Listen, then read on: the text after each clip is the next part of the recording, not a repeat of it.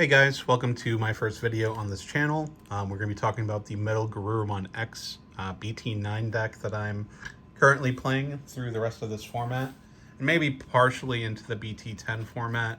I haven't decided what I'm going to do yet. I'm probably going to play Blue Flare, but for right now, this is what I'm playing. My locals is very security control type deck heavy. In fact, last weekend I think I played 4 of them in a row. So this is going to be a MetalGarurumon deck that can stand up to those security based decks and be able to punch back a little bit instead of just sometimes you auto lose against those. And this tries its best to punch back. We are going to run 4 Sunomon as our only egg. The 1000 DP is nice. For this deck, DP gain isn't as relevant as it might be for other decks, but it is still the best egg for the deck, so we are going to run 4. There's not really a 5th egg I would consider running. Next, we run 4 of the BT5 Gabumons. They're probably the best searcher overall. Gets either your Garurumons or your Omnimon, and we need our pieces and we need them early, so we are running 4 of that Gabumon. Next, we are running 4 of the Gabumon X Antibody.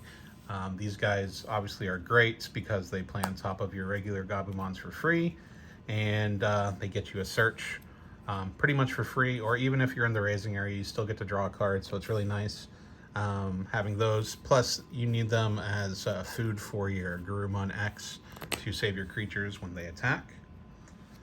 Next, I played 2 of the 1000 DP Gabumons. I don't think this deck really needs the DP gain as much because we do run Garurumon X to save our creatures in battle. But it is one of the better ones. I would say these first 8 Gabumons are going to be mandatory, and then these next few cards, including these 2 Gabumons, you can kind of put in your own ratio based on what you play at your locals. We are playing 1 of the draw 1 Gabumon. Sometimes all you need is to cycle a card, so whether you play this in raising, you get the draw for the Digivolution. If you play it on the field, you get to draw a card. And I just like this card at 1. I might bump it up to 2 if I end up cutting the Modoki Betamon. I don't see a lot of decks that this hurts at my locals, so if you do see Alphamons and all sorts of crazy memory gain outside of Tamer decks, you may want to bump this up to 2, maybe cut this card out. Maybe cut one of the 1000 DP ones out. But those are our rookies. Pretty, I won't say standard. I'd say these 4 spots here, you can kind of choose what you want based on your locals. And then these 8 slots are pretty much mandatory for this deck, just because you need to see your combo pieces in order to get the optimal swings off. For our champions, we'll start off with 2 of the BT5 Garurumons. Again, the DP Inheritable is okay. I wouldn't say it's needed, but this isn't a better card to have late game once you have all your pieces than the other Garurumon, but I'll say that we want the other Garurumon early, so we need to play more of those. You can Digivolve on top of a Gabumon for 1, so that is a really good champion because we need to climb the ladder there. Next is 4 of the promo Garurumons. The Inheritable, when you swing, you get to draw a card. Gets you a lot of advantage early, and you need to get to 8 cards in your hand as soon as possible for a couple of the effects in the deck, and we'll talk about them when we get there, but I am playing 4 of the promo. And then probably the second most important card in the deck, I would say maybe 1A, 1B type situation. This card, when played over a Garurumon, actually, it doesn't even have to be played over. It's the Inheritable. Basically gives you the ability to save yourself by battle. So if you have this in your stack, you can remove 2 Digimon with the same level from your stack to prevent it from being deleted by battle. Now that can be these 2. Obviously, your Gabumon. Gabumons can be sent. Even your Garurumons, depending on how high up in the stack you are. It's very, very, very important for your stack because you're going to be swinging into security with Digimon that may not be really beefy enough to punch through, but it allows you to survive and still get the check. Next, we are playing 1 Kurakakumon.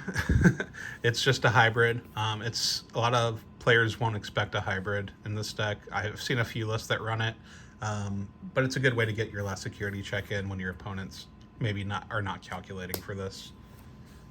Now the most important card of the deck, it's going to be the promo MetalGarurumon. We get the 2 swings, we get the security +1 inheritable, and we have 8 or more cards in hand, which is why we're trying to get to 8 as soon as possible. The big play with this one, if you have the right cards, you basically get 5 security and draw a few cards along the way. It's insane. We can go over some plays later, but I don't think that's really necessary. A lot of you guys already know what this deck does. If I get a lot of responses from new players who don't know how the decks work, I can go over combos in future videos.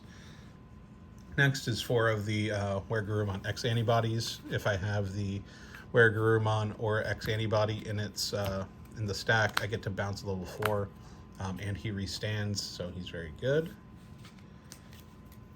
I am only running 1 of the MetalGarurumon.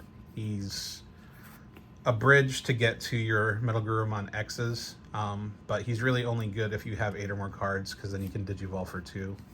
He gets cheaper depending on the amount of cards in your hand. He does have an effect to bottom deck on deletion cards, so some of those cards like Afanimon, Fall Down Mode and stuff that do stuff out of the graveyard, he can kind of put a stop to that. Some decks will run 2. I'm only running 1 because I have to find room for some of the option cards I'm playing. 3 of the MetalGarurumon X. Bounces cards, becomes a blocker, unsuspends. If your opponent leaves it out and lets you unsuspend during your unsuspend phase, you're going to get another bounce.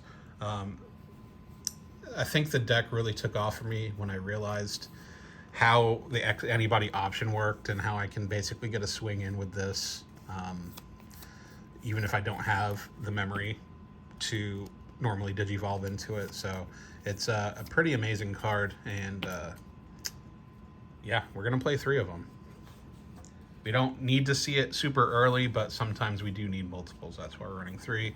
Then we are running the Blitz Omnimon for game. So this and that hybrid card that we have can kind of help us seal the game where we might not normally have the reach. For our Tamers, again, there are 3 cards, some three blah blah blah blah. I can't even talk. There are some cards that I'm running 3 of that I might normally run 4 of, but I have to make room for certain cards, and some things just had to hit the chopping block. I ran this at 4. It was okay at 4. At 3, it feels better. I don't want to see it that often, but once you get a couple on board, that you can start gaining the 2 and drawing 2, becomes really good. So we're going to run 3. And then we do need the red source, so we are running a Matashita and a Sora. If I have 8 cards in my hand, I gain a memory at the beginning of my main phase, and same if my opponent has 8 cards in their hand, so up to 2 memory. Another red source, the hero. The DP gain is okay, but it is a memory fixer. Davis, great card for search. Speaking of search, we do play 3 memory boosts that will also get us the delayed 2. I am only running 2 X antibodies. There were a lot of games where I would end up having a hand with like 2 or 3 of these in them, and it felt really bad. I haven't felt like I needed to see them more since I've started playing it at 2, so we're going to leave it there. Then obviously the 2 delicate plan. You can get away with running 1 or none of these depending on how your locals is set up. Mine is security, control heavy, Mastamon, Beelstarmon, Value Angels. Name the security deck, and my locals plays it in spades. So we are running the 2 delicate plan, allowing you to swing safely into security with your big plays. So we do need those. And then the last option should be no surprise to anyone. It is the 1 Ice Wall. There's a reason it's at 1. I feel like I almost never see this in security, which isn't too bad, but it would be nice every once in a while to steal a turn from my opponent with that. So that is the deck. Again, I know I didn't go too in depth with plays and combos and stuff, but I feel like there's a lot of other profiles out there, and this is more of just me testing the water on, camera quality, editing, if people are even interested in finding this deck profile.